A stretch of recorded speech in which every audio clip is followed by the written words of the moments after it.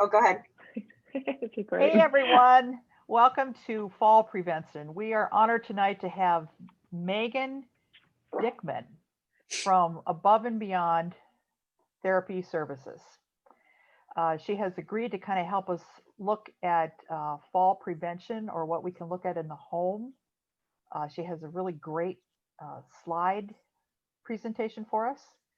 And just let you know that there'll be points in here. Mary Jane and I might be interrupting with questions, but there's going to be a point where will actually ask a question. She'll pause, give you time to think about it, and then she'll continue. So Megan, I want to thank you for being with us today. And yeah, go ahead and start. Well, thank you. I feel honored to be here. I'm happy. I love talking about falls. This is my wheelhouse. It's what I'm passionate about. Let me get my screen shared here with you guys so you can see that PowerPoint.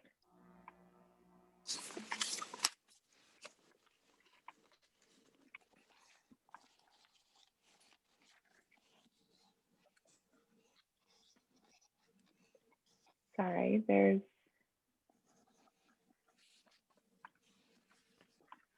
Can you get it? There we go. Yes. I don't know what that is. Yeah, sorry, I had to go into some things to get it going. All right, let's see here.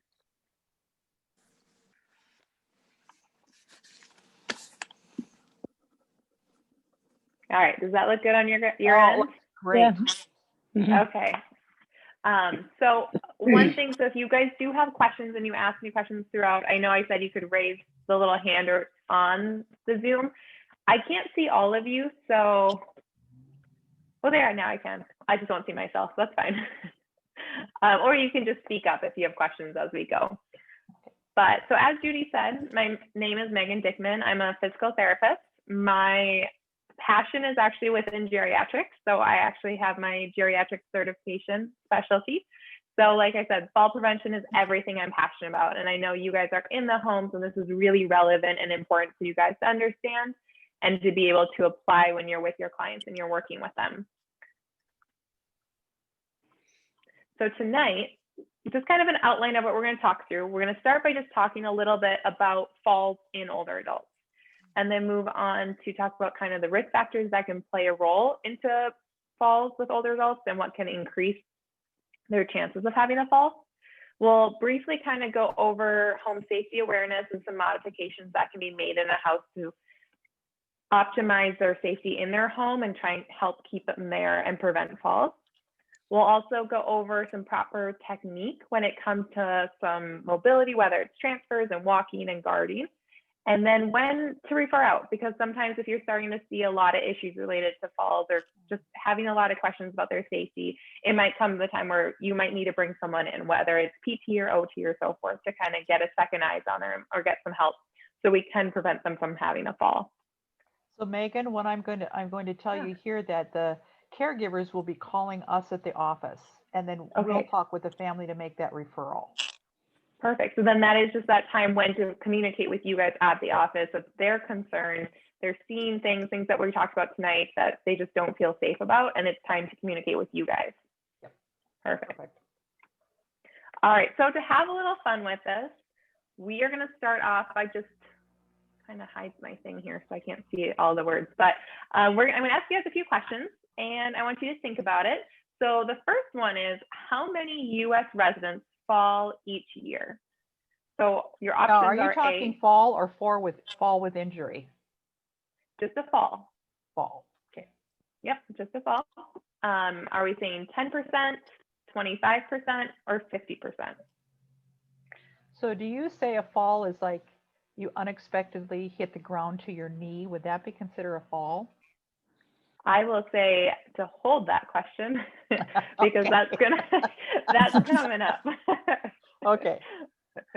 So just whatever you think a fall would be, what percentage do you think it would be? Well, I'm going to go with 50. Me too. That's what I was going to choose. Well, the answer is at, Oh, I think B, 25. 25. Is that everybody? Did everyone say one? Yes. Okay. The answer is B. So 25%. Ah, there you Of go, Mary.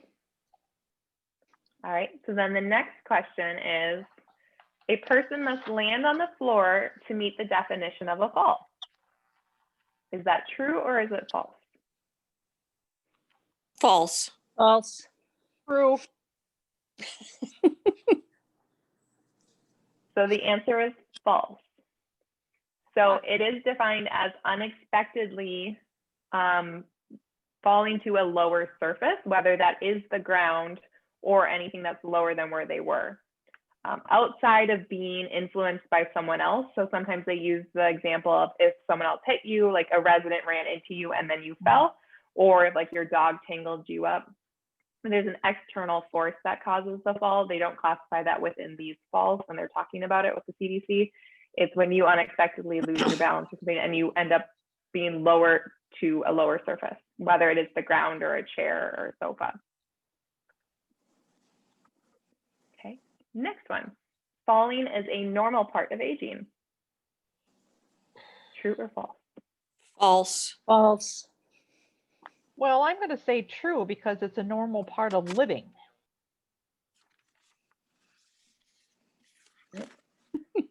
So I will argue that it is false. But I see your point. I see your point about the normal part of aging. And we'll kind of talk about that as we delve into this, about things that happen with aging. But it's not a normal part that has to happen as you age, that you expect will happen to everybody, that it's part of the requirement kind of getting older. Next one. Strength and balance training are not key factors in preventing falls. False. False.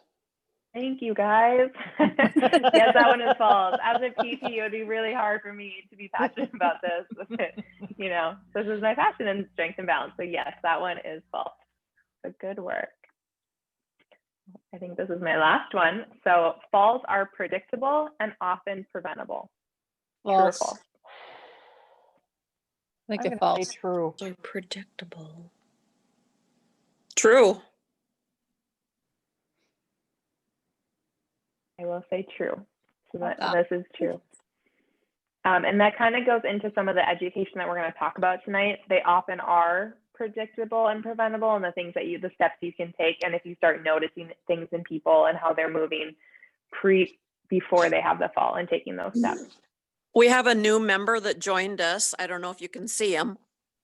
Let's see. Oh, Oh. welcome. Luckily I think it's a cat. Luckily for cats, they always, isn't Yeah, that the same? They That's, land on all that's fours. Mr. Yeah, if they that's fall? Mr. Leo. He's liking the charger cord. All right, so on to the next thing. So just going over a couple of facts about falls. Some of these are from the CDC, some is from the National Institute on Aging, and some of this is what we talked about with those true and false and the questions we went through. But 1 in 4 older adults do fall every year. They found that every 20 minutes, an older adult dies from a fall. Wow. And a big thing, especially when you're working with people, I mean, all of this is really important to be aware of, but an older adult who has fallen one time has twice the chance of falling again. So it's just building and bringing that awareness to, if they've had one fall, that now you really need to be aware of the fact that their chances of having another one has increased twofold. So really So being, Megan, do you find that Yeah. also with increasing age comes increasing risk? yes and no. It depends on the factors that go with it. Age is a factor that we'll talk about that goes into risk of falling, but there's a lot of other factors that can go with it that, I mean, I've worked with people in their 90s who have never fallen because they have other components that they've maintained, you know, so there's a lot of factors that can go into it, but age is a factor that increases your risk of falling. Some other ones on here, like it says, you know, 1 in 5 falls results in a head injury or broken bones. You can see, I mean, that the $744 million, that was in 2014 for hospital, you know, charges related to a fall. So you can only imagine where that would be today in 2020. So just some things just to be aware of how important it is for us to prevent these. Some other things here is just an older adult falls every second. Again, the reiterating, you'll see it a lot, the 1 in 4. And that's in 2014, 1 in 4. So it could have increased by now too, because, you know, as the population ages, we have more older adults that fall within that category. So it might be more than 25% now. But just gotta wait for that research to come. But at least in 2014, it was always 1 in 4. And then falls are the #1 cause of hip fractures. And that's really important when it comes to older adults, because unfortunately, hip fractures do not always have the best mortality rate associated with it, and their return back to function and their independence. So really trying to prevent people from falling and having to go through that, having the fracture, and then the hospital and rehab and all these things. And often people don't regain back to whatever functional level they were at before that fall. Yep. So do you find, has there been any statistics or anything said or any theories regarding people break a bone, then fall, or they fall and break a bone? That's a great question. A lot of what I had learned, I mean, I think it'd be kind of hard to know unless you were there prior to the fall, but most often I would assume it's from the fall, just the impact, especially if people get older and their bones aren't as strong, if they have osteopenia or osteoporosis, and you know, like the hips and the spine, those wrists, those are like those very vulnerable areas in the older adults.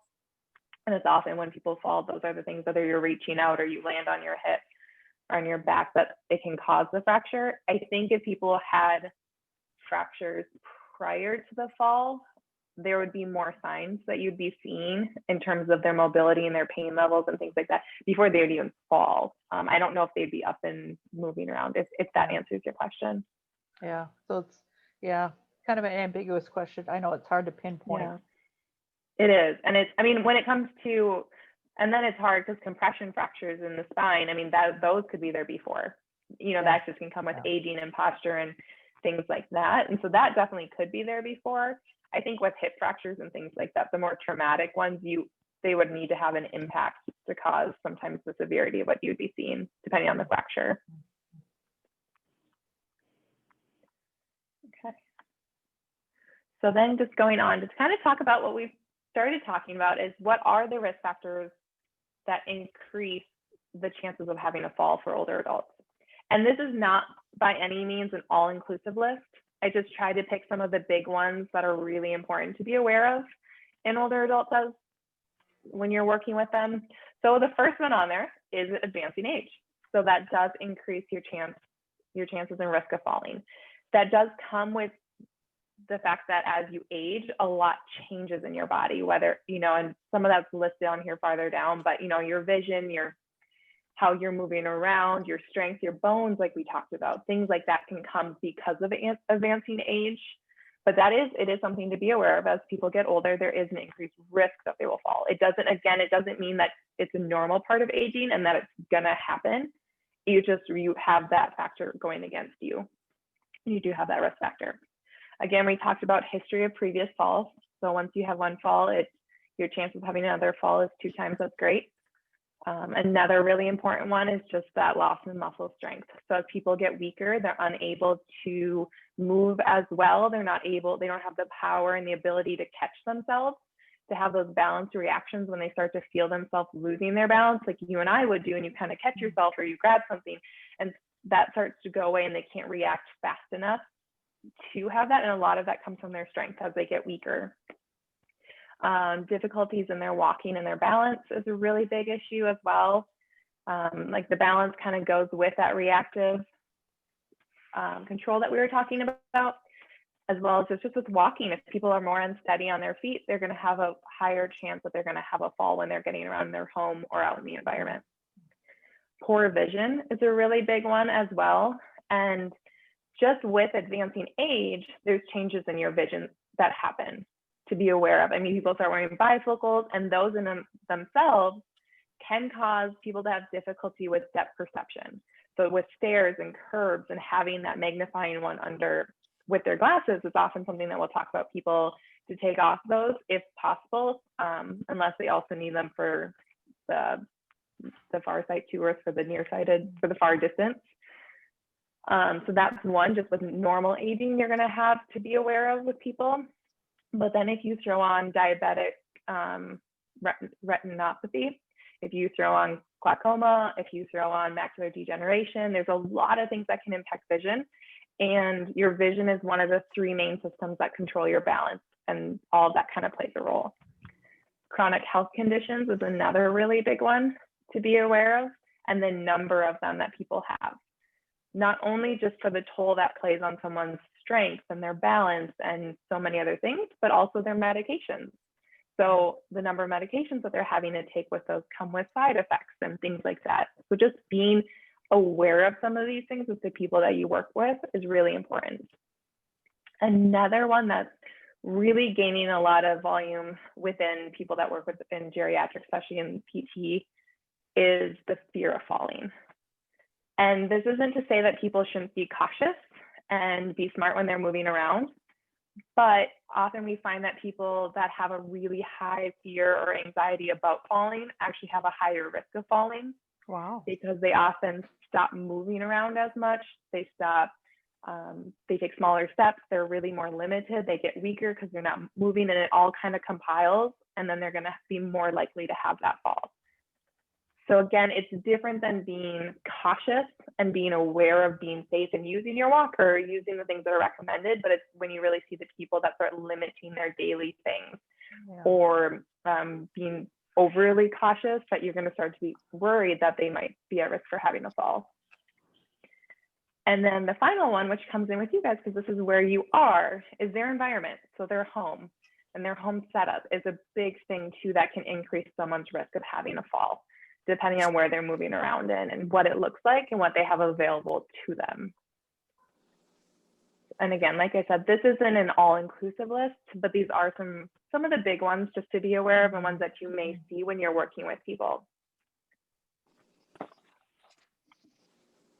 All right, so the next one, so speaking of the environment, home safety assessment. So this is one thing that PTs and OTs we can do. People can go into a home and do a really in-depth, thorough assessment of the home, room by room, give recommendations, connect people for things. But I wanted to at least give you guys just a broad understanding of what that looks like, or just a couple areas or things that you can open your eyes to and see. And just, if you start to notice things, then you can bring it to the office and talk to them and see whether would a home assessment be appropriate? Would bringing someone in here be needed to keep this place safe, to keep them in their home and prevent falls? So the first one is the bedroom. That's often a big one that we look at, because people spend a lot of time in there when they sleep and throughout the night, or figuring out, and it also can just be, where do they sleep at night? Because some people sleep in their living room. So just figuring out that space that they're in, and then looking at, as an example, there's many things that we look through, but looking at that path from their bedroom to the bathroom, because as we know, many older adults get up in the middle of the night to use the restroom, and unfortunately, that's often when we see a lot of the falls happening. People are getting up really quickly, trying to get their walker. Maybe it's there, maybe it's next one, maybe it's not. They're kind of groggy, they're tired, they're getting up and they're rushing because they want to make it to the bathroom. And all of that can compile and increase someone's risk of falling, especially if they can't see where they're walking. Because like we talked about, vision is already an important factor. And if they have complications with their vision, it's going to make it harder to stay safe throughout that walk. Then when we look at the bathroom, are there grab bars in their bathroom? Are there grab bars by the toilet or in the shower, or even in that access point to get from the hard surface into the shower, out of the shower, or over the tub? Are there things that is it set up to promote their safety and make it easier for them to be independent in their bathroom? In the kitchen is another place that we like to look at, and that's looking at kind of how is it set up? Are a lot of the items in the kitchen that they use on high shelves? Are they on low shelves? Are they having to reach up and try and grab things and hold it and bring it down? Are they having to reach below really deep and kind of manipulate objects and lift them and carry them and turn within their kitchen? Or is everything kind of at their base level where they can get everything safely and they're not having to do any of that? Another one is the living room. And there's a lot of things here that we could talk about, but I try to just pick the one that I often see, especially when I'm, in home care, working in people's in their homes, is is there enough room to even walk around their furniture? Can they get around? And then especially if they use a walker, can they use their walker all the way to their couch? Or are they leaving their walker, shimmying along the coffee table, kind of reaching with furniture to get to certain things? Or are they having, they're leaving it to go here or there? Is there enough space for them to safely walk around their furniture within their living room? And if they use an assistive device like a walker or a cane, is there room for that along with them? Because that's often something that, like I said, I've been in a number of homes and you see quite a bit of different things. So it's definitely one to be aware of because that can be where falls happen. And then often after, if a home assessment is done, if you're starting to see a lot of these things, you go into their bedroom and you have questions of being like, it's really cluttered in here. I don't think it's well lit. I just don't feel they're safe in here. And then you also feel with the bathroom and you have someone come in and do an assessment. Often you'll get recommendations such as installing those handrails or those grab bars into the bathroom. Maybe it's removing throw rugs.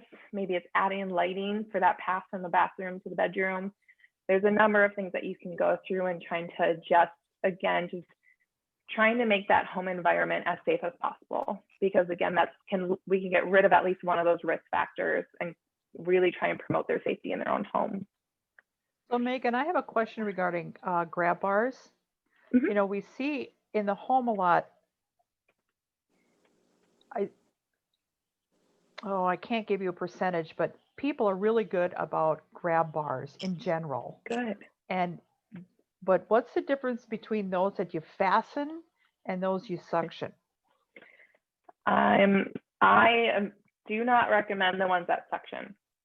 I've never had good experience with those, and whenever I talk to any of my colleagues, they're not secure. Mhm. If it's able to fasten on there, that's the ideal situation. It's not going to go anywhere, especially when you add on someone's body weight pulling against it at different angles. You really want to make sure that it's going to be secure. And so often if you see those suction ones, again, that'd be a time to talk to someone at the office about just your concern that that's what they have as their setup. And I think maybe we should bring someone in here, communicate with if you have a local handyman or medical supplies group that can come in and get something safer for them. Yeah. But that's a great question because you do see those. And I've also seen where you can grab it and it can pop right off the wall. Yep. As you're talking about these things, I'm going, this is all great stuff. It's great stuff. And I haven't figured out how to make people do anything. So, all right, so clear the clutter, right? So make a pathway. How do you get them to clear the clutter when they're full of dementia and they don't see the problem? Their judgment is gone. Yeah. Or it's hard. The bathroom is soiled. And these things. So I find myself, other than filing vulnerable adults, it's more of a documentation from our sake that, kind of looking back and we say, well, but we've notified the family, we've done this, we've done this, we've done this.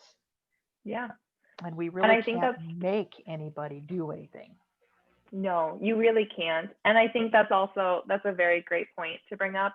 It's talking to the client, it's talking to the family. And also when you do present these things, if you're in one of those homes that has so many things, pick one.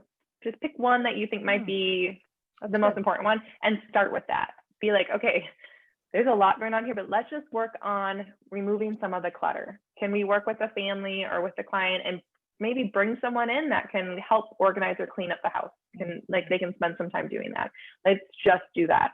And if you can get them on board with one thing, or even if it's just putting a nightlight in the hallway so they can see that path from the bedroom to the bathroom, just one thing at a time, and then give it a little bit, and then another thing, and kind of circling back. That really helped you. And that we've noticed that they're more steady or they haven't been falling. I think this would also help. So slowly building them on, but try not to overwhelm them with the whole list of everything, especially if you're getting that sense, that they're going to be guarded. I like that. All right.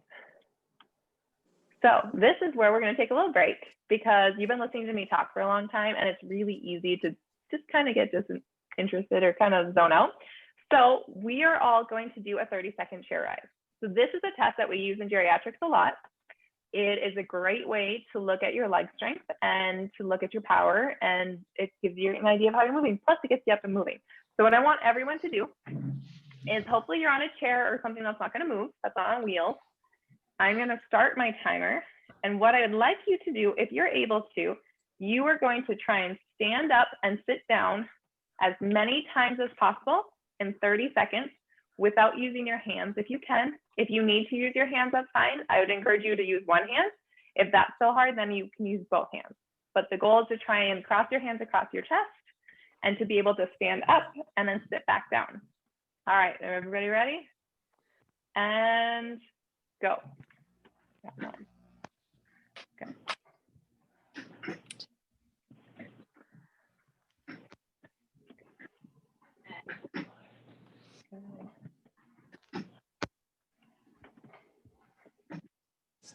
You're halfway.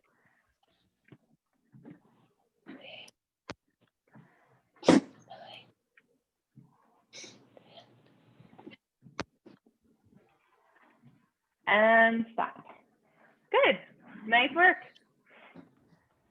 So again, that is just one of the ways within PT that we look at people's strength and at their balance and see how can they move around.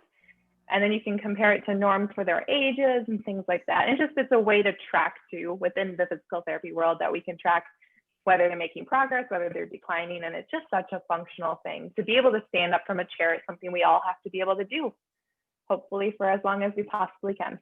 So plus it helps wake us up. All right. So then moving on to the next thing here. I'm going to bring it up on mine too. The video kind of blocks it. So I wanted to go a little bit, so we talked about the home, we talked about the environment, kind of things that you can be aware of, but I wanted to also talk about specific activities where you may, that might be more associated, commonly associated with falls, might increase their likelihood of having a fall during these certain activities. And so just to also just bring your awareness to when you're working with a client and you're noticing them do these things, it might be a time that you want to be closer by them to help prevent that fall. Or again, it might be talking to them or their loved one about maybe they shouldn't be doing some of these things, or maybe we have to bring someone in. The first one though is looking up or reaching the higher shelves. So the looking up could be when they're bathing even.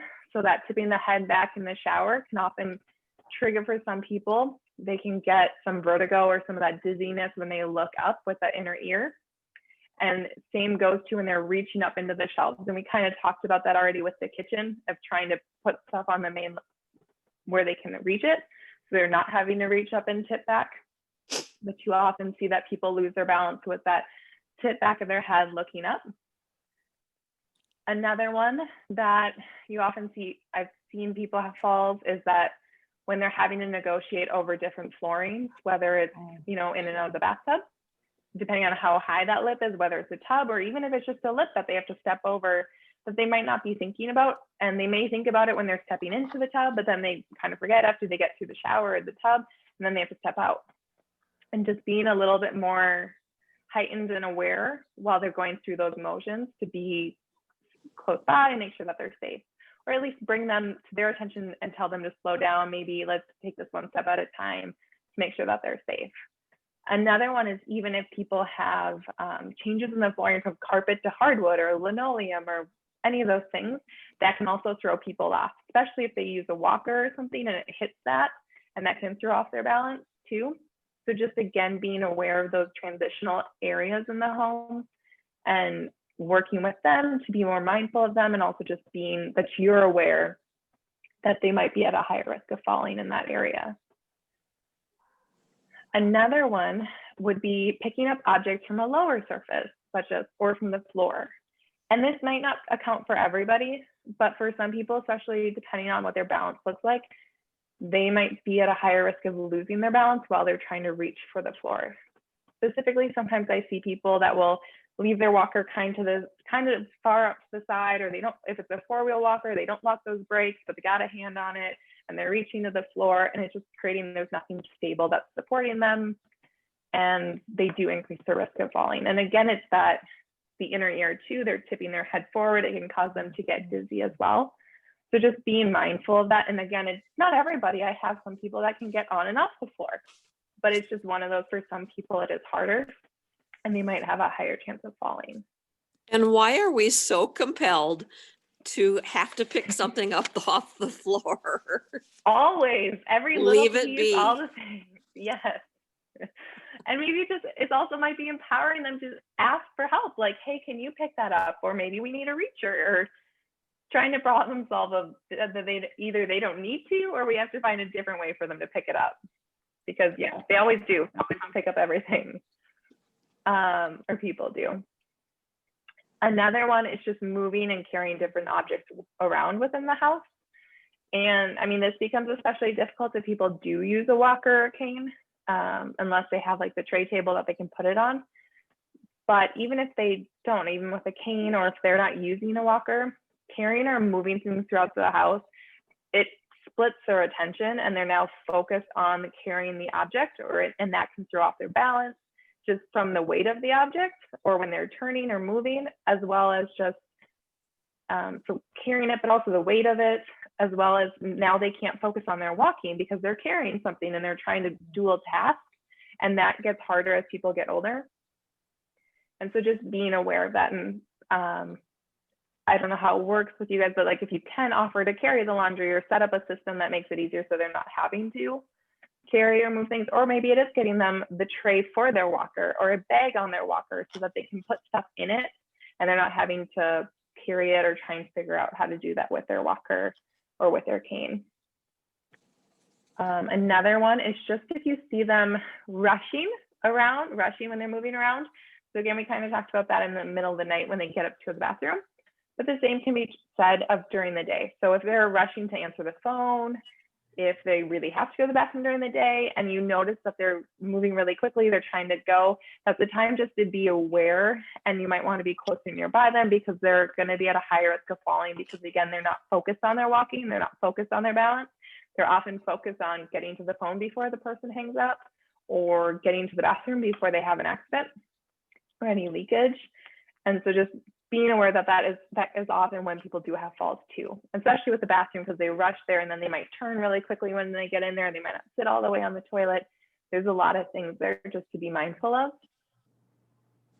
The next one is really important as well. They're all important, but the next one is when they're more fatigued or tired. So whether that's mornings or evenings or back, if they have outings, I know that's not happening as much nowadays.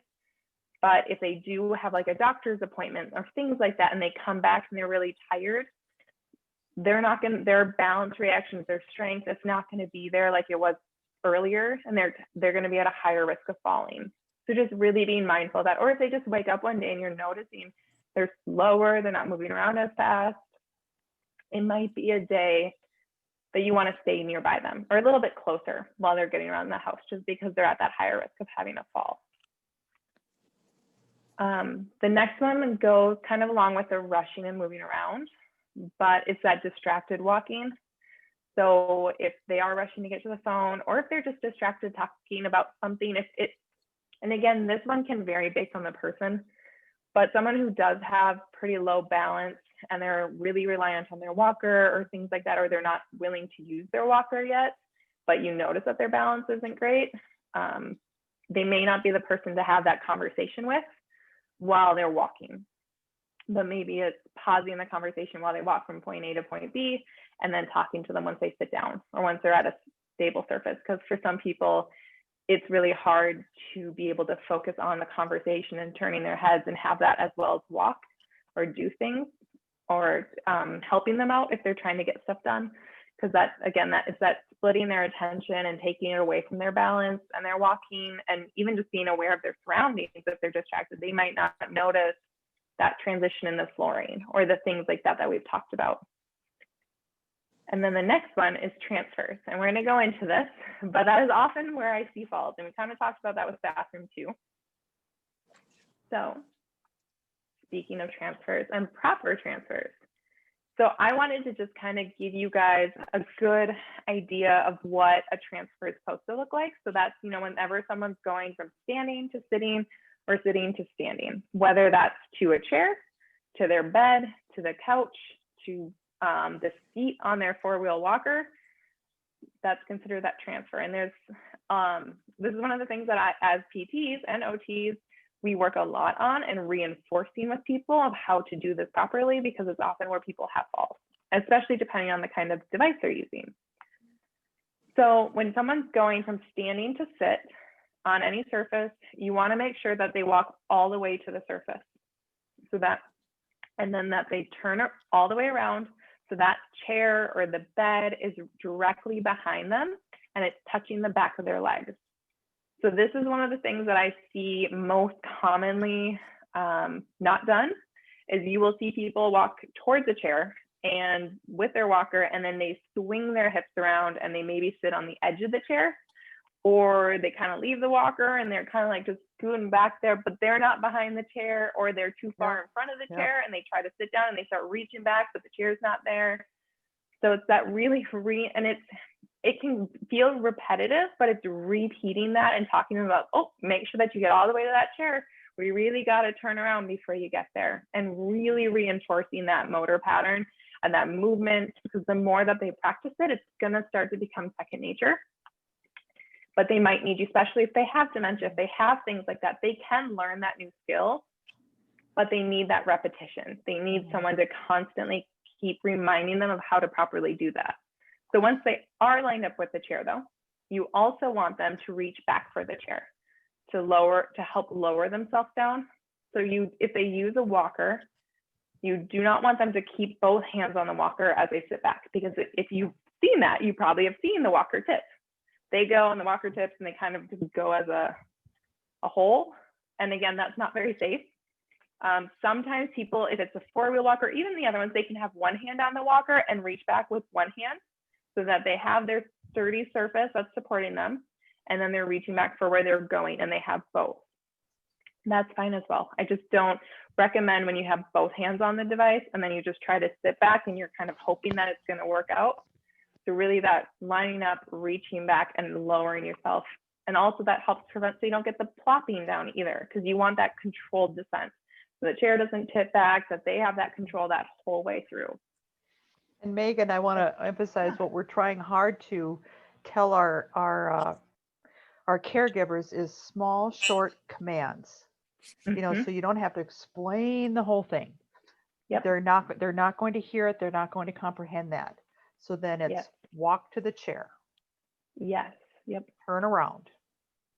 Turn around some more. Turn all the way around. And then, okay, then back up. Reach for the chair. Go ahead and sit down. I mean, just short, brief commands. That's 100%. Yes, I agree. And that's great to reinforce. And it's just like you were saying, it's give one thing at a time. Don't give the whole story. Just let's do the one thing. Once you do that, let's give you the next cue. Okay, we're going to do that thing. Depending on the person, if they're a really fast person that just sits down on you, you might just have to help it. It's going to take practice. But yeah, giving the one thing at a time and reinforcing it until they do it too. So sometimes I'll have people that they'll kind of get backed up and they're starting to sit, and I'll be like, oh, no, we're going to stay standing. You need to reach back for the chair, and like trying to reinforce those steps and not letting them just fall with one of the things and trying to like smooth through that one. I think that's really important. So then the same for if someone's going from sit to stand. So if they're sitting on a surface, we often recommend that they scoot forward in the chair or scoot forward off the edge of the bed, because it's really hard for anybody. If you did the 30-second chair ride, it's hard if you're deep back in a chair for anybody to get up, let alone if you get older, because you just biomechanically, it's not going to go for you and it's going to be really hard. And so the closer that they can scoot their bottom towards the edge of the chair safely, so they're still securely on it, but they're shifting that weight onto their feet, is going to help. You want to push up from the chair itself, or again, you can have one hand on the walker and one hand on the chair, but not two hands on the walker, because the same is going to happen when they sat down. If you push up with both hands, it's going to just come towards them, and that's not safe to do. And again, you're just increasing their risk of falling. And then from there, you stand up. for that one. That one's a little bit easier. We often have the sayings, you know, once they scoot forward, if they have their hands, you can do a lot of people have heard it, the nose over your toes. So shift that weight forward, shift your nose forward, try and press up through your legs. You can push up with your arms. This can be one where it might be a conversation of making sure that they have, depending on their level, they have surfaces that have armrests. So like kitchen chairs that have armrests are ideal. A lot of people don't have them. Yeah. But if they're able, or if the chair can be next to the, like a table, like a sturdy, like their kitchen table, then they can use that in the walker. If there's things you can do, you just have to make sure it's really a sturdy surface. But ideally, if it's a chair that has arms, it's the best one. But that is how to do transfers. And I think, like And you said, Megan, even though- I'm thinking of, we yeah. have somebody now who has non-weight bearing on the right leg or right foot. Mhm. So then at this point, when they're standing, from sitting to Yep. stand, would it be move the hips forward to the edge of the chair, and then it would be, say, put your right foot ahead of you, the Yes. left foot under you, Yes. and then stand. Yep, that's exactly right. So if they're not supposed to be putting weight on one, you want that foot out away from them, because the foot that's going to be closer, that's getting all that weight, is going to be taking that. And then that would really be someone that probably, you know, would be using their arms. But if you can get it out in front, then you're going to get that weight off of that limb. Okay. And the same can be said, I mean, even if you're working with people that have a history of a stroke, but they're able to Yeah. stand or they're able to walk, just making sure that they're strong. If they have one side that's weaker than the other, that strong side is close. You want both back, they're getting that input to those legs to work, but making sure that the strong side is back and they're getting that weight through that leg to help them with the transfer. Especially if you're noticing someone's like is having more difficulties standing up, that has that history, I would check that to make sure that they are lined up well with their feet and they're scooted forward. It's an important one to look at too. And it's still, I was taught that you transfer to the strong side. Is that still true? Mm-hmm. Yes. So if you are transferring, it's more used when you're going from like a wheelchair to a bed, kind of like that pivot or standing up and turning kind of transfer. If you're walking, it doesn't make as much, but it could. But it's often, if someone's transferring from a wheelchair to a bed or a bed to a wheelchair, you always want to go to the strong side to help with them. So they can, again, use that strong leg to support them.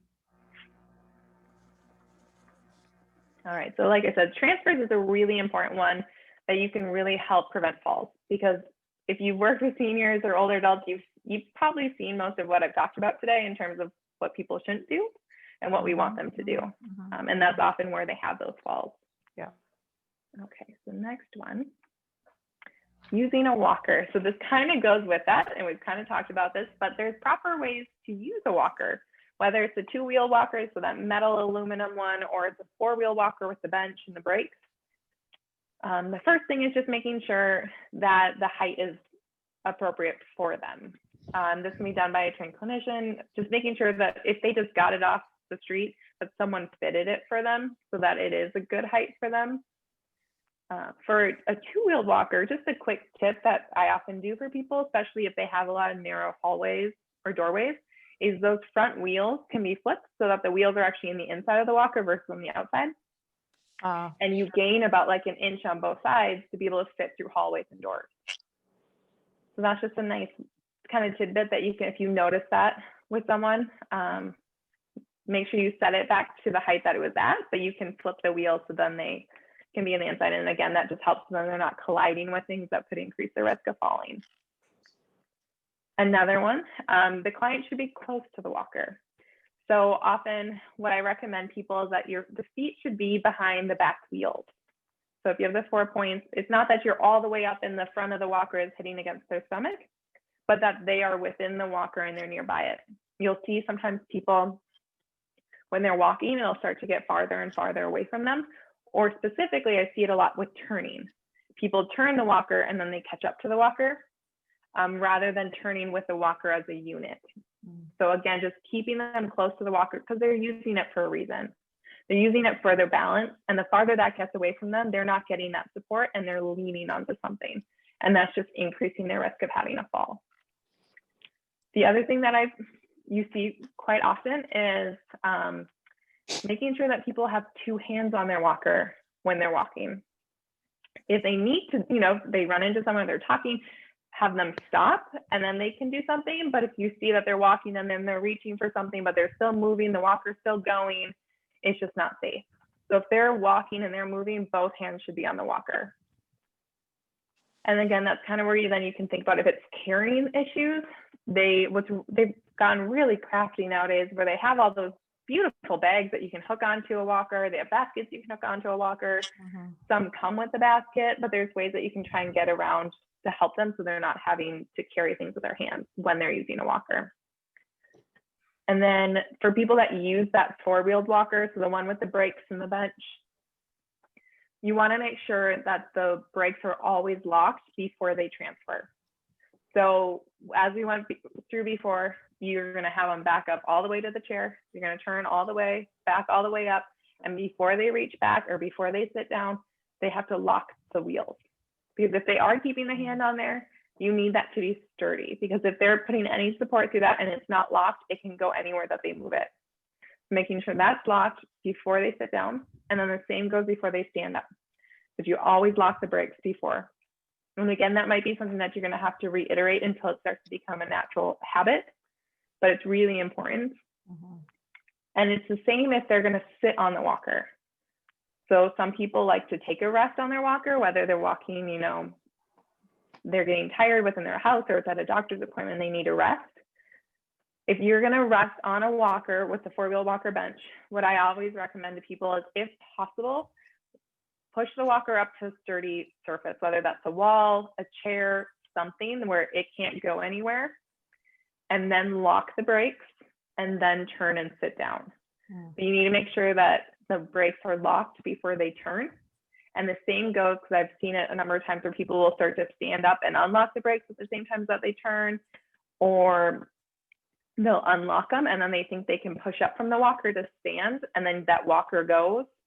So really making sure that if they're ever transferring on and off of that walker, that it's always locked, whether it's on the walker itself that they're transferring or to another surface. You just always lock the brakes before they transfer. So Megan, have you ever found anything with the age of the four-wheel walker and the brakes not working? Is there a direct correlation with that? Like if it gets older, you mean like more use or? Yeah, well, as it gets older, or the tires are more worn or the brakes are more worn, is there a problem with the brakes? Yes, so that's a great question. If someone does use a four-wheel walker, it wouldn't hurt to try and lock it and see how easy it is to push it, especially if it's looking like an older walker, because if you notice that you can easily move it, the brakes either need to be tightened. There's screws down by the wheels that you can try to, but oftentimes it just might mean that they might need a new one if they've had it for a while. But you do want to make sure that those brakes are secure, they work, because I've also seen a number of walkers like that where you can lock it and I can just push it and it'll just go. And that's not going to give them any security or support. So that's a great point. Next one is just how to guard an older adult. And I wasn't sure if you guys use gait belts when you're working with people. Yes, we do. Yes, we do. Perfect. Perfect.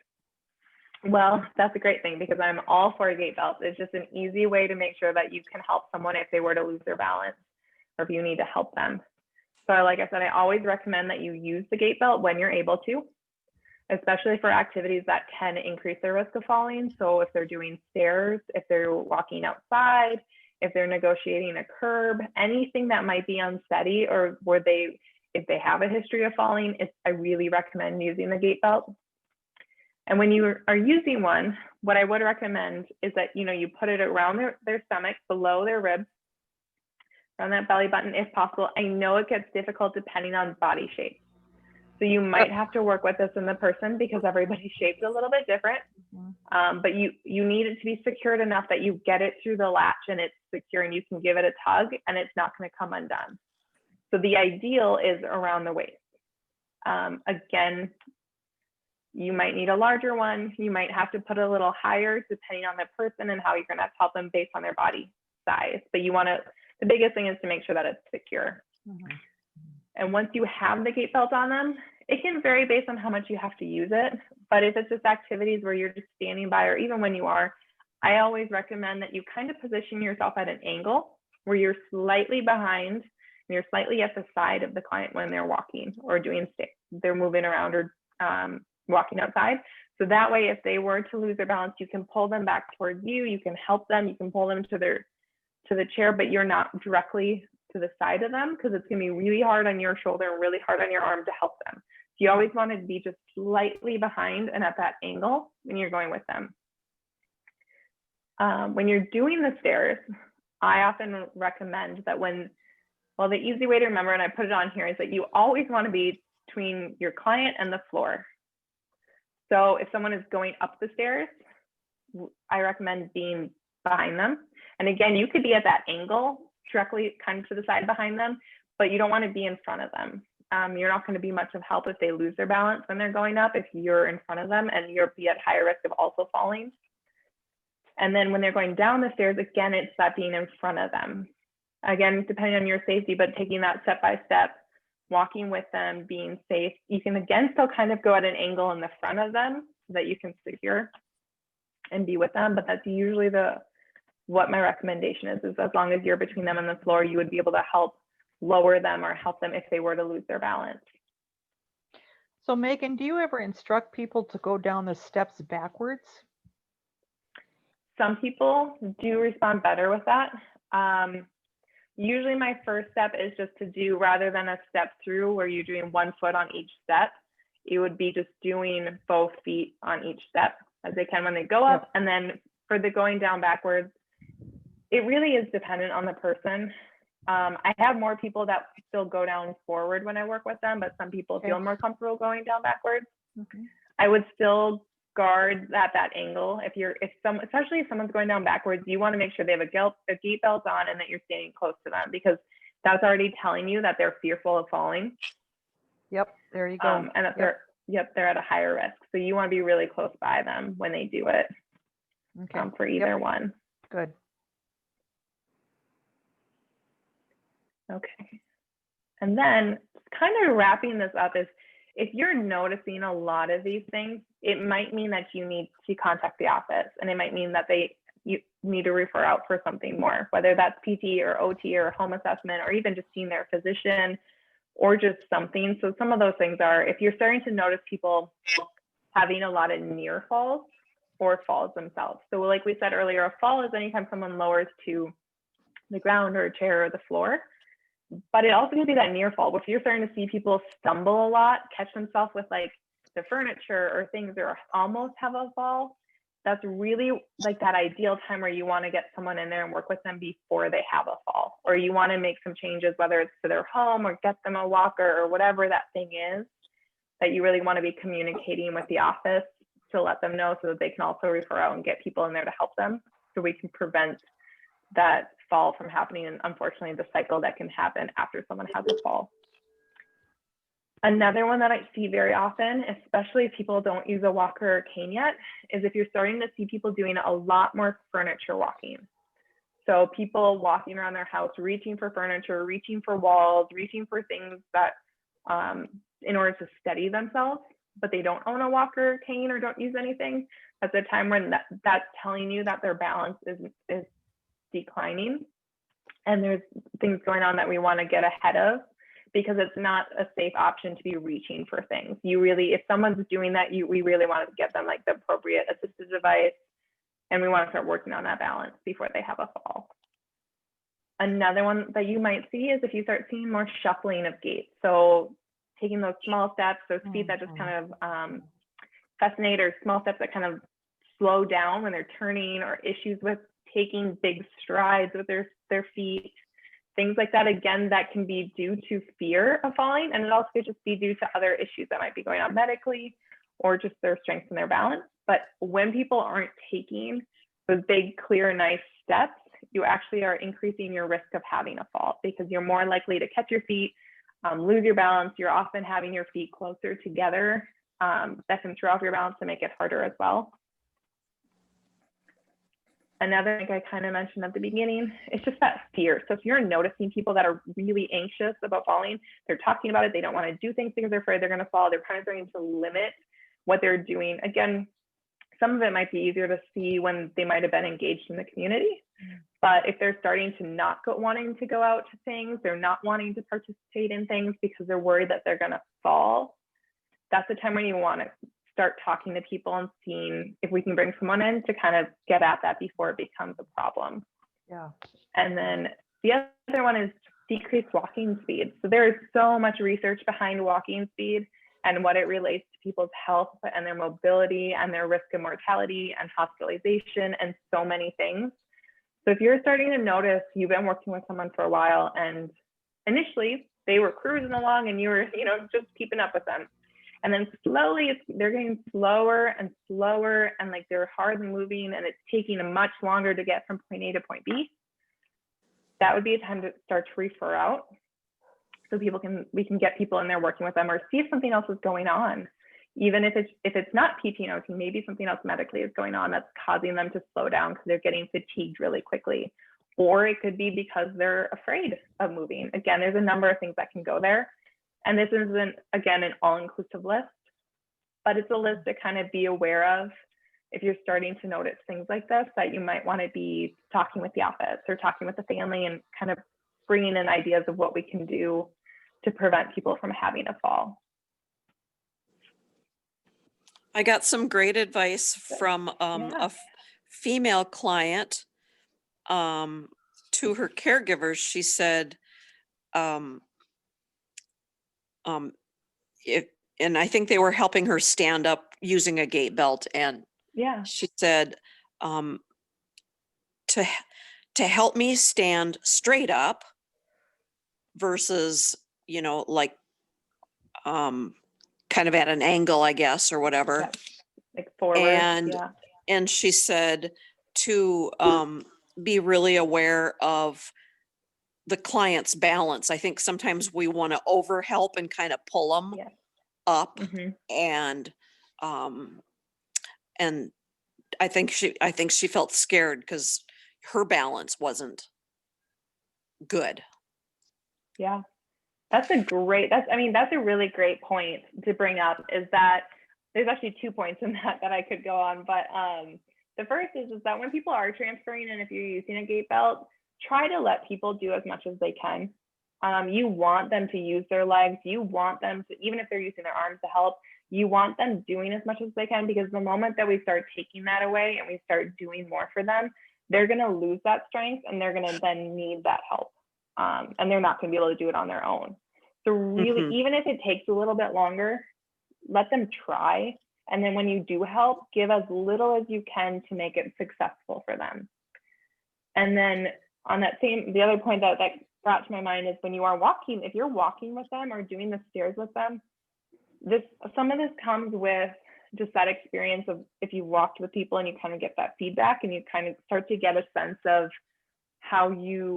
what you do plays a role on them, but you really need to be mindful of how much you're helping and what you're doing at that gait belt. Are you pulling them towards you because you're fearful? Are you giving them perturbations where you're kind of throwing off their balance because you are trying to help them, but they don't need the help, and that's going to throw or make them more anxious or fearful, and that might increase their chances of falling? So it's really trying to gauge that. How little can I give, but still keep them safe and help them? And it's a hard line to find, but it helps if you're working with those same people, because you start to learn it and you get to know how they work, and also just with experience working with it. But being really mindful of letting people do as much as they can safely without you over helping. So that was great advice.